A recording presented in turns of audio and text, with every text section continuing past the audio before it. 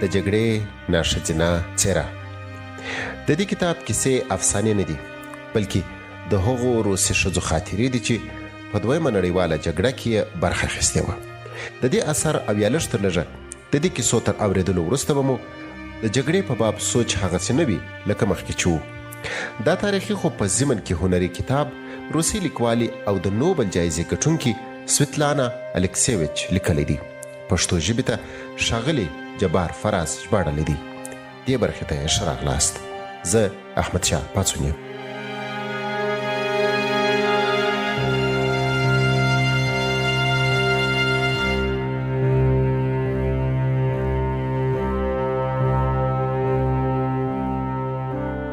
زموږ څخه د سرتیرو جوړولو چاره دومره اسان کار نه و.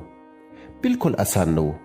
جامې مو بدلې کړې، مشر پر صف ودرولو او راته ویې ویل د پښو بټې ګوتې مو پر کرښه برابرې کړې. بټې ګوتې خو مو پر کرښه برابرې کړې، مګر موږ خپله سره نابرابرې او شاو مخته وو، ځکه موزې راباندې غټې او 40 یا 41 نمبره وې. بیا یې ناره کړه بټې ګوتې پر کرښه برابرې کړې. وروسته یې ویل نجونو ټټرونه مو هم پر کرښه برابر کړئ. دا کار طبعا زموږ تر لوست لوړ و. اخر په لوړ اواز چغه کړه د مخ په جیبونو کې مو څه شی اچولي دي؟ موږ وخندل. په درد یې راته وویل چپ سئ مه خاندئ. د عسکري سلام د زده کولو په پار یې مجبور کړو چې له څوکیو نیولې تر میزونو او پر دیوالونو را ځوړندو پوسټرونو پورې ټولو شیانو ته سلامي ووهو. بیچاره مو تر 2 سپږمو رسولی و. په یوه ښار کې یو حمام ته بوتلو. سړي نارینه او موږ ښځینه برخې ته ورویستو. هلته شته ښځو پر ځانونو اټولونه را وڅرخول او نارې یې کړې هلئ عسکر راغلل.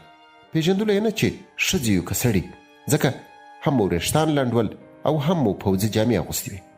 یو بل ځای بیا یو عمومي کناراب ته ورغلو. هلته موجودو ښځو یو پولیس ته ورشخ کړل. هغه چې راغی ورته ومو ویل نو موږ چیرې ولاړې سو؟ هغه زموږ د اواز په اورېدلو هغه نورو ښځو ته په غوسه وویل دوی هم ښځې دي. هغوی ورته ویل ښځې نه بلکې عسکرانې دي. ماریا نیکولایونا ستیپانووا جګړه د مځکنیو ځواکونو د یو کنډک د مخابراتو څانګې رئیسه.